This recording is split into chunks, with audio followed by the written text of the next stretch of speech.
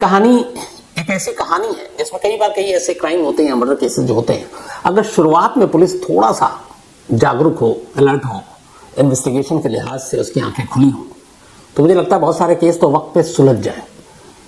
क्योंकि इस केस में जो मैं आपको सुनाने जा रहा हूँ, मुझे खुद भी हैरत है इस पूरी कहानी को जानने समझने के बाद कि अगर पुलिस को ज़रा सा भी शक होता और कुछ चीज़ें उसके सामने थी और उसी वक्त वो थोड़ा सोचती तो शायद इस केस को वक्त से पहले सुलझा लेती। कहानी पंजाब की है। पंजाब में एक जगह है खन्ना, आप सभी वाकिफ होंगे इस नाम से, और उसी खन्ना में एक गांव है रोहड़ो खुर्द। इस गांव में एक एनआरआई का परिवार रहा करता है। उस परिवार की मुखिया है बलजीत कौर, एक लेडी। उनका एक बेटा है गुरजीत सिंह जो बरसों से विदेश में काम करता है और एनआरआई है। तो बलजीत कौर का एक ही बेटा गुरमीत की जब नौकरी वोकरी हो गई, वो अपना बाहर में अच्छा खासा कमाने लगा, तो बलजीत कौर को लगा कि बेटे की शादी करनी है, तो उन्होंने लड़की देखनी शुरू की। और फिर वहीं एक इलाके की एक लड़की उन्हें पसंद आई। लड़की दोनों तरफ से देखा गया, रिश्ता तय हो गया और गुरमीत कौर था उस लड़की का नाम। इसके बाद बड़ी धूमधाम से बलजीत कौर ने अपने बेटे की शादी कर दी गुरजीत सिंह की। तो गुरजीत और गुरमीत इन दोनों की शादी हो गई। सब कुछ ठीक था, गृहस्थी अच्छी चल रही थी। शादी के कुछ वक्त तक साथ रहा, हनीमून पीरियड खत्म हुआ। इसके बाद गुरजीत वापस इंडिया से बाहर चला गया। अब यहाँ गुरमीत पीछे में अकेली थी। इसके बाद इत्तेफाक से फिर दोनों का मिलना जुलना चलता रहा था। जब वो छुट्टी होती तो आता। वक्त बीता, अब गुरमीत प्रेग्नेंट हो गई। उसके बाद उसने एक बेटे को जन्म दिया। बलजीत कौर को एक पोता मिल गया। घर में खुशियां आ गई, सब कुछ ठीक, पूरा परिवार अब खुश था। गुरजीत भी अपनी पत्नी गुरमीत कौर को पाकर खुश था। उधर बलजीत कौर अपने पोते और बहू को पाकर खुश। सब कुछ ठीक चल रहा था। तभी 11 दिसंबर 2017, शादी को 1.25 साल हुए थे करीब, 11 दिसंबर 2017 को एक सुबह अचानक बलजीत कौर पुलिस स्टेशन पहुंचती है वहीं अपने इलाके में। और पुलिस स्टेशन में जाकर वो बदहवास रिपोर्ट लिखाती हैं कि उनकी बहू गायब है। वो बताती हैं कि घर में बहुत सारे पैसे भी रखे हुए थे, करीब 20 लाख रुपए कैश थे, वो पैसे भी गायब है। और अक्सर इससे पहले जब भी बहू कहीं जाती है तो बता कर जाती है, लेकिन इस बार उसने कुछ नहीं बताया और वो गायब है। और मैं चारों तरफ पता कर चुकी हूँ, रिश्तेदारों को ढूंढ चुकी हूँ, लेकिन कहीं उसका कोई सुराग नहीं मिल रहा है। पुलिस रिपोर्ट लिखती है, इसके बाद तफ्तीश करती है, घर आती है, पूछताछ करती है, पड़ोसियों से पूछताछ करती है, लेकिन कोई सुराग नहीं मिलता। मोबाइल फोन जो है वो घर में ही रखा हुआ था, तो उसके जरिए भी कोई सुराग नहीं मिलना था क्योंकि लोकेशन घर का था। अब पुलिस अपने हिसाब से तफ्तीश करनी शुरू कर देती है। आसपास के जितने भी जो बैड कैरेक्टर थे, जो पुलिस की नज़रों में थोड़े गुंडे बदमाश टाइप, उन सबको भी टटोलती है। आसपास में ये भी देखती कहीं कोई लावारिस लाश तो नहीं मिली, लेकिन तमाम कोशिशें नाकाम हो जाती हैं और गुरमीत कौर का कहीं कोई सुराग नहीं मिलता। कुछ दिन बीत जाते हैं। अब पुलिस के हाथ खाली हैं लगातार। इधर अब बलजीत कौर भी परेशान, वो अपने बेटे को बताती हैं। उधर से गुरजीत सिंह बदहवास भागा भागा पंजाब आता है और लगातार अब माँ बेटे पुलिस स्टेशन के चक्कर काट रहे हैं, जहाँ से जो उम्मीद नजर आ जाए उसी तरफ भागें कि शायद उनकी बेटी कहीं मिल जाए। लेकिन गुरमीत कौर का कोई सुराग नहीं मिल रहा है और वक्त बीतता जा रहा है। आखिर पुलिस भी तमाम कोशिश करके उसे लगा कि किसी नतीजे पर पहुंच नहीं पा रही है, तो फिर पुलिस ने कहा कि बलजीत कौर से 1-2 बार और पूछताछ करते। फिर उसने पूछा पुलिस ने कि आप कोई भी छोटी मोटी चीज़ें ऐसी जो आपको लगता है कि आपने न बताया हो तो आप अपनी बहू के बारे में बता दीजिए, हमें ढूंढने में मदद मिलेगी। सब बलजीत कौर ने दबी जुबान में कहा कि शादी से पहले गुरमीत कौर जिस गांव की थी उसी गांव में एक लड़का रहा करता था और उसका नाम था सतेंद्र सिंह।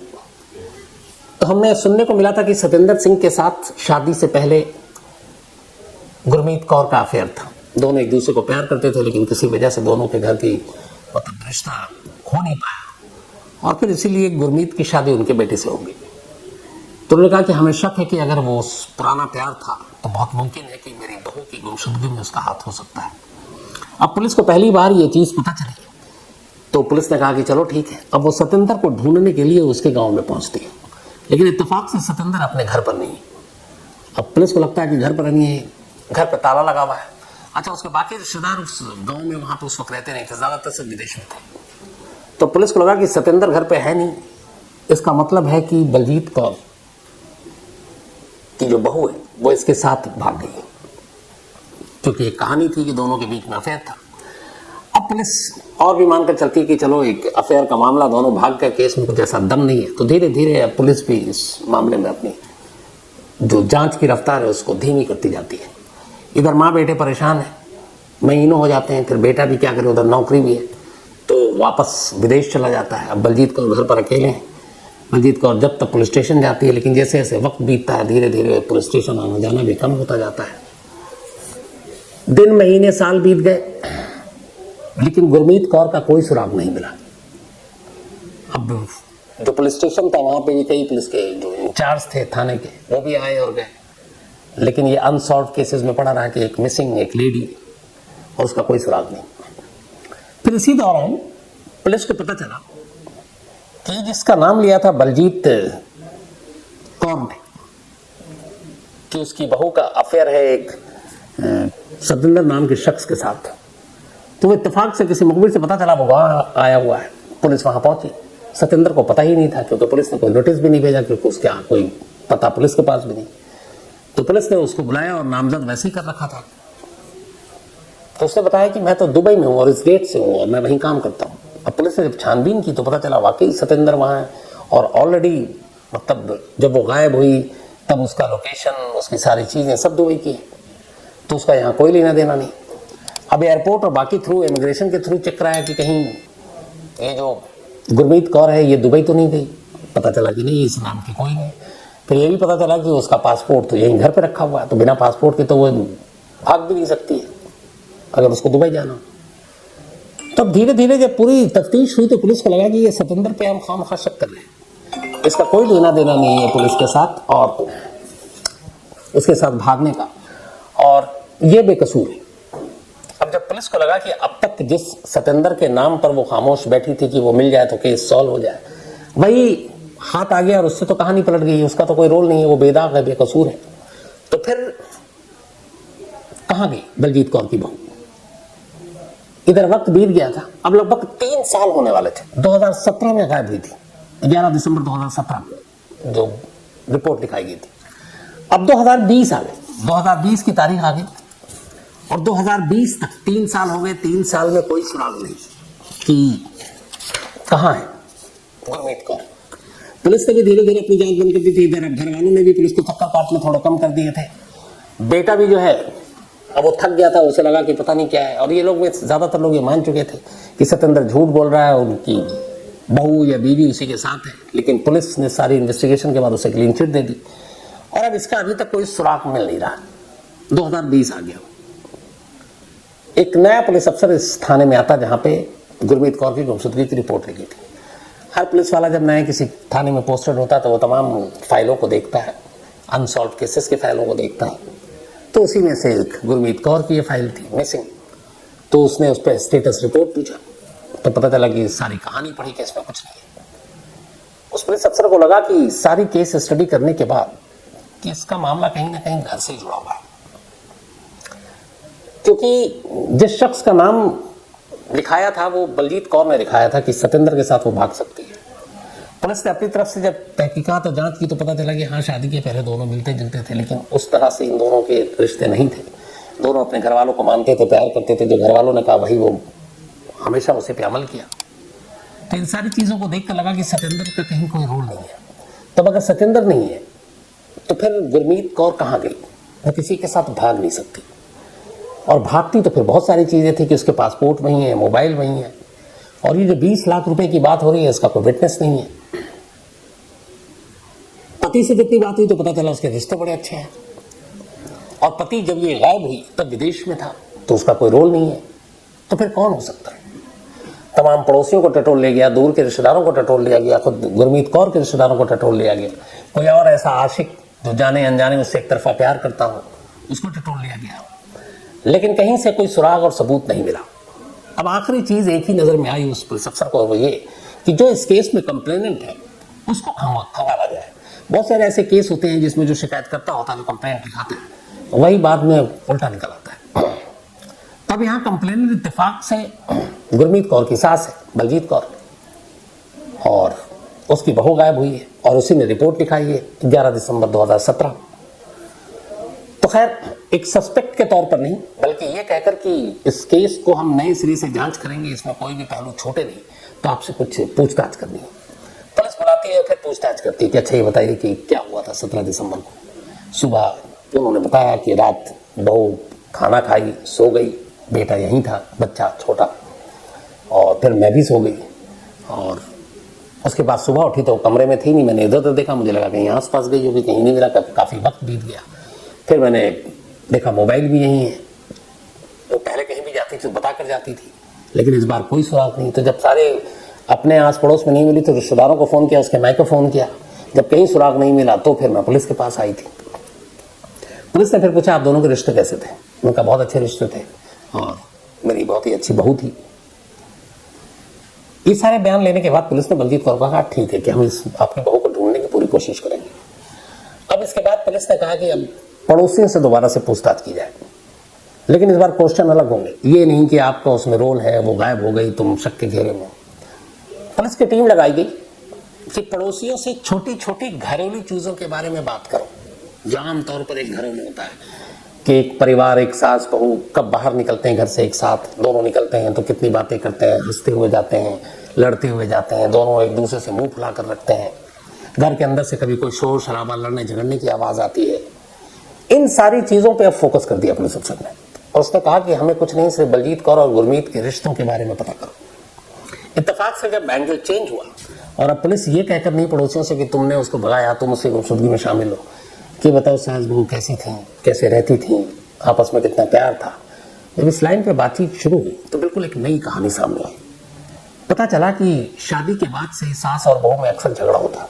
इस झगड़े की आवाज पड़ोसियों तक जाती, कई बार तो दोनों एक दूसरे से हाथापाई तक करते। अब जब ये बात पता चली तो फिर ये हुआ कि पुलिस से क्यों झूठ बोला बलजीत कौर ने, क्या हमारे रिश्ते बड़े अच्छे, हमारी बहू को बहुत हमसे लगाव था, हम दोनों में बहुत प्यार था, यहाँ तो पड़ोसी कहानी कुछ और बता रहे हैं। फिर रिश्तेदारों से बात हुई तो गुरमीत कौर के घर वालों से जब पूछा गया तब उन्होंने भी बताया कि हाँ सास की हमेशा वो शिकायत करती थी। तब लगा कि ये झूठ क्यों बोला जा रहा। इसी के बाद फिर पुलिस ने कहा कि आप कुछ नहीं, बलजीत कौर से सख्ती से पूछताछ की जाए। इसके बाद बलजीत कौर को बुलाया गया और सख्ती से इस बार पूछताछ हुई। कुछ घुमाया भी पुलिस ने कि हमें सब कुछ पता चल गया।